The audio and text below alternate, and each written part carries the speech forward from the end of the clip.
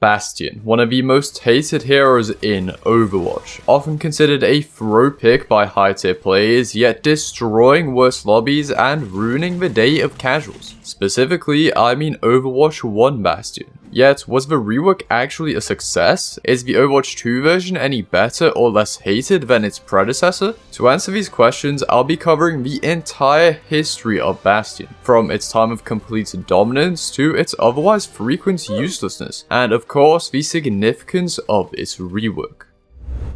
Bastion was actually one of the first 12 heroes revealed back in 2014, and in its early stages, the hero was quite different from what we know now. Beta Bastion only had 250 HP, a heal which was interrupted by damage and prevented movement, and no damage reduction passive. Yet in return, the Omnic was far more deadly. Namely, Configuration Assault was instead Configuration Sentry, which rooted Bastion in place but granted insane damage. All the way back then though, the hero also got a huge 1000 HP shield to protect it. The trade-off was a limited turn angle, weaker recon form, and a painfully slow form switching animation. However, Sentry easily made up for this, since you could also headshot at the time. Add a cool tank ultimate and you had yourself a particularly dangerous hero.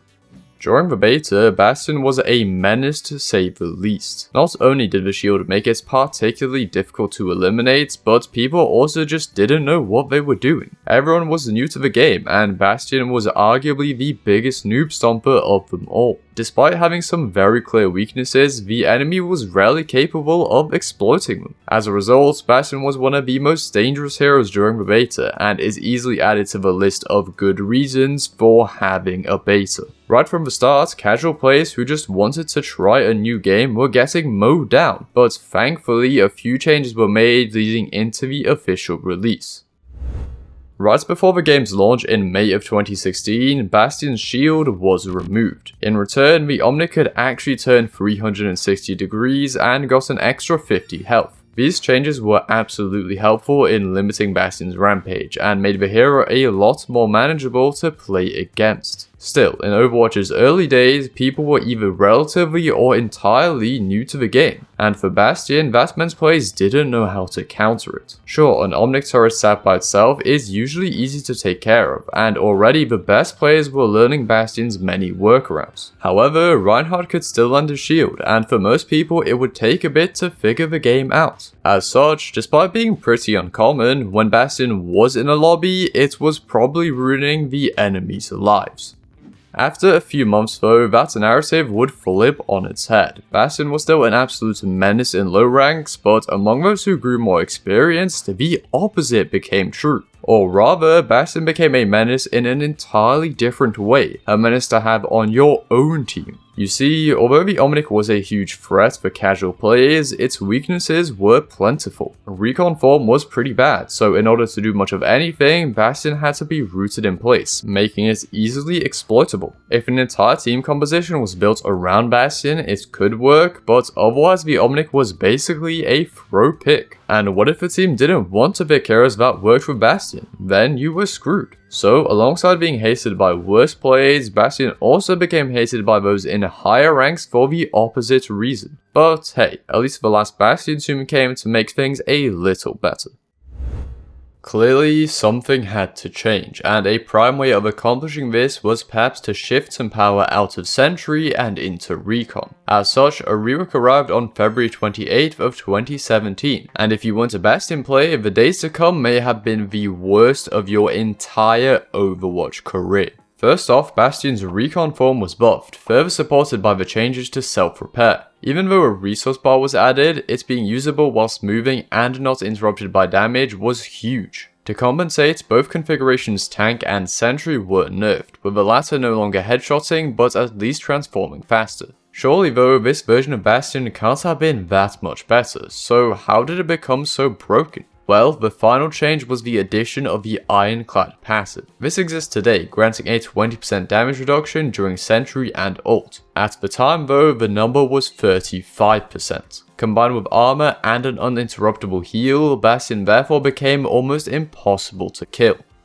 already you can probably see why this was so problematic, but it gets worse. Because back then, damage reduction stacked up to 70%. So if Bastion received a nano boost, it could tank almost every ult in the game. Actually, before the patch went live, there was no clear limits, but thankfully Blizzard added a cap before Bastion could wreak havoc. It wreaked havoc anyways. Now obviously Bastion still had some clear weaknesses, but the passive made most of them far less exploitable. And with how powerful the Omnic was, teams could accept the need to protect it, making Bastion even harder to take down. Thankfully, Ironclad was nerfed a mere 3 days later, ensuring that Bastion's rampage was cut short. Or was it? Because on console, the nerf took an entire, devastating 3 weeks to roll out.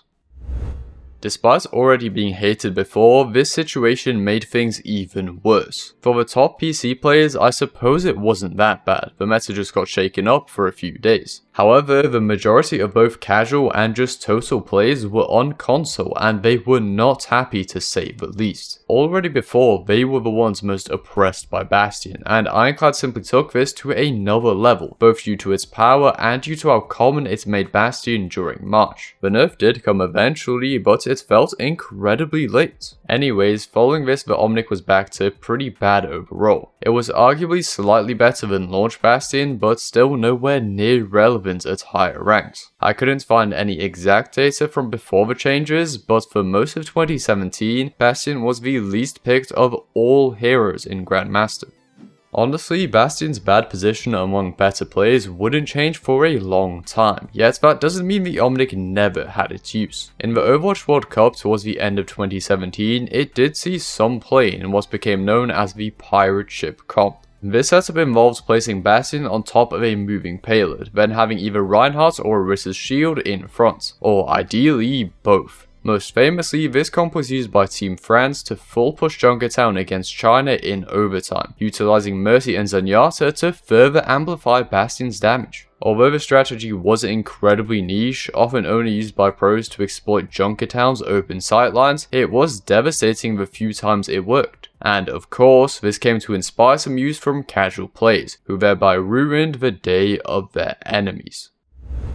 Unfortunately, Bastion's irregular use and highly situational power continued on into 2018 with a mere 1% pick rate during the Overwatch League's first season. Bastion did receive buffs in both July and December, which perhaps made things a little worse for low-rank players. At the same time though, people were on average getting better at dealing with enemy Bastions, and the buffs changed nothing for those in higher ranks. Eventually, GOATs, aka Triple Tank Triple Supports, took over, and Bastion remained the least played hero in the game. The beginning of 2019 was no different, and although there were a few uses on, for example, Hanamura or Paris point A defense, Bastion was pretty bad overall.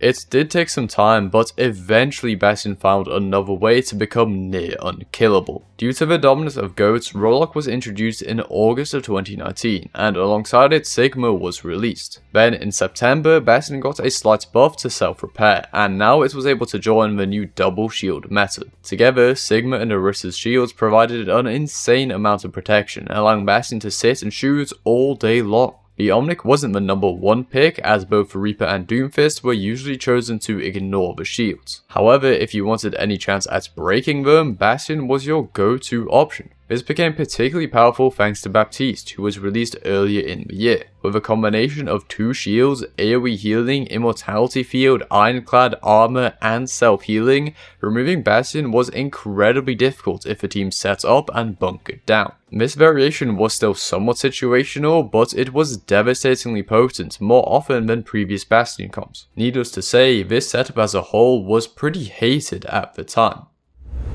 As Double Shield developed and the shields got nerfed, Bastion stocks did fall however. With weaker barriers, Bastion's raw damage output was less necessary, and it also had less cover to keep it safe. Subsequently, the Omnic's pick rates returned to absolutely dead last by the end of the year, and 2020 didn't do much to change this. A buff was granted in May, but fearful of Bastion's potential and ability to destroy casuals, Blizzard opted to play it safe. As a result, Bastion was by far the least used hero in the Overwatch League's first season, and ranked was largely the same. 2021 granted somewhat of a sideways change, but regardless, the Omnic was completely out of favor. Blizzard realized that something major had to be done to fix the hero, because it saw almost no play for the rest of Overwatch 1, which you could argue was a good thing. So that was Bastion in Overwatch 1, an absolute menace for the majority of the player base that didn't know how to deal with it, yet at the same time only rarely useful within higher ranks due to its enormous weaknesses. Perhaps not the most hated hero, but definitely among them, and so going into the sequel, a rework was the best option. But how successful would the rework actually end up being? Could Bastion finally become accepted, or would it continue to be the low rank menace it had always been? Well, kind of to both, but I know that isn't an acceptable answer, so let's dive a little deeper. In my opinion, the rework changes were at least very interesting. Self-repair was replaced by tactical grenade, Ironclad was removed, Recon's weapon was adjusted, Sentry became configuration assault, and finally the ultimate was changed from tank to artillery. For the most part, I personally quite like these changes, but they weren't all good, and their initial reception was definitely mixed. Some people were excited over Bastion potentially becoming more viable and less frustrating, yet others were devastated over its losing self-repair. The change from Sentry to Assault would be a big adjustment for many, and the ults, well, that is one part I definitely did not like about this rework.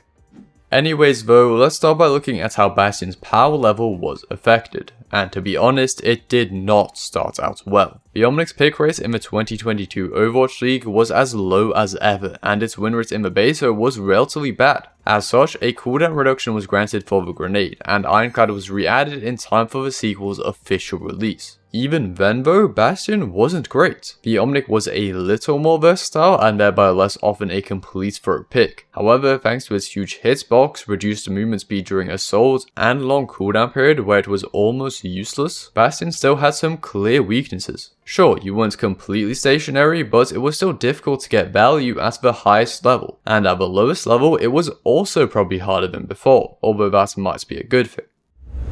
Not wanting Bastion to be permanently irrelevant, Blizzard buffed it at the beginning of Season 2. Now, the ultimate, although still boring, was at least okay at getting kills, and the shorter cooldown on reconfigure was very helpful. At first, people were reluctant to give Bastion a chance, but eventually many realized its new power. That still doesn't mean the Omnic was great, but at least a solid pick for most ranks. At the very top, those weaknesses I previously mentioned remained a little too exploitable, but at least Bastion was viable in a few niche situations. So it seems that very little changed in that regard since Overwatch 1. Despite being generally okay though, Bastion eventually received further changes in August of 2023, and these were some pretty significant buffs. Once again, players were at first unsure if Bastion had actually become viable, but it didn't take long until the Omnic's pick rate soared. Not only was the tactical grenade now highly deadly, but the armor repair from configuration assault added some insane survivability. This combined with the previous buffs, and Bastion had genuinely become one of the best heroes in the game. It was the second most played DPS in most ranks, including GM, which is ridiculous considering that it previously had never even come close. I admittedly couldn't find stats regarding the broken Ironclad period, but when Bastion was sold during Double Shield, it was only 8th among a smaller pool of DPS. So second for pick rates could very well mean it was actually the best DPS in the game. That is only further supported by the Overwatch League, in which Bastion was almost a must pick. Obviously, nerfs were inevitable, and 3 separate changes came in relatively quick succession. However, they weren't fast enough to prevent community outrage against the Omnic. For the most part, Bastion wasn't quite as annoying as in Overwatch 1, and didn't stomp on casuals quite as hard. That doesn't mean the hero wasn't problematic though, as several parallels could still be drawn between the two versions. In particular, the new Bastion was frustrating for tank players. As both a solo role and the clearest target, tanks have had to deal with a myriad of counter swaps ever since the sequel launched, and unfortunately Bastion became one of the prime culprits. If you lost one fight against Reinhardt, swap to Bastion. If you got dove once by Winston, swap to Bastion. If you just generally hated the enemy tank, swap to Bastion. Thankfully, configuration assault had a short duration followed by a cooldown, so you could actually play around it. Yet that didn't prevent it from shredding you every slight misplay, or your teammates from walking right to their deaths. Again, reworked Bastion wasn't quite as frustrating overall, but it was still a problem. Moving on, and after the third nerf, the Omnic returned to being subpar. It had its time in the sun, yet that couldn't last. Some people in the metal rank still believed, and Bastion wasn't awful, but by the end of 2023, its dominance was clearly over. At the beginning of 2024 though, Season 9 brought changes to health pools, projectile sizes, and the DPS passive. Initially, this seemed pretty good for Bastion. Added survivability is always appreciated, and the passive's healing reduction was useful. However, in reality, things weren't as bright as they seemed. None of Bastion's abilities received changes to compensate for the slower time to kill, and the Omnic's ultimate was one of the worst in the game. Furthermore, the final cooldown nerf back in October hurt significantly, and so Bastion was now barely even situationally strong. A buff was granted in September of 2024, but Bastion remained below average for the entire year. With the beginning of 2025, perks were added to Overwatch, and Bastions were actually really interesting. A choice between better mobility or survivability for the miner was nice to have, and either option could be a difference maker in the right situation. Then came the return of self-repair or configuration tank for the major. Each of these were also intriguing options to have, and unlike some perks, actually offered uniquely distinct playstyles. That doesn't mean they made Bastion incredible though. At first there were some clips of self-repair seeming broken due to it not having a resource bar, something which was changed in March, but that didn't make it overpowered. Basically, the perks added some fun and cool utility, but didn't actually make Bastion that much better relative to other heroes. In June, the Omnic's hitbox size was finally reduced, thereby limiting an issue which had plagued the hero ever since release. July then also granted a slight buff, and now, although still usually below average, Bastion could have a few bright moments in professional play. Today, I'd argue Bastion is in a pretty healthy spot, all things considered. Its pick rate is actually decent, which the Overwatch 1 version could only have dreamed of. At the same time, it isn't that oppressive, and its win rate is low without being too bad. Perhaps some slight additional buffs may be warranted, but otherwise I think Bastion is fine. It can still be annoying for new or casual players, yet less so than the original, and is also less of a throw pick in higher ranks. But what do you think about Bastion? Was the rework a success, or should Blizzard rethink once again? Let me know in the comments. I hope you enjoyed, and I'll see you next time.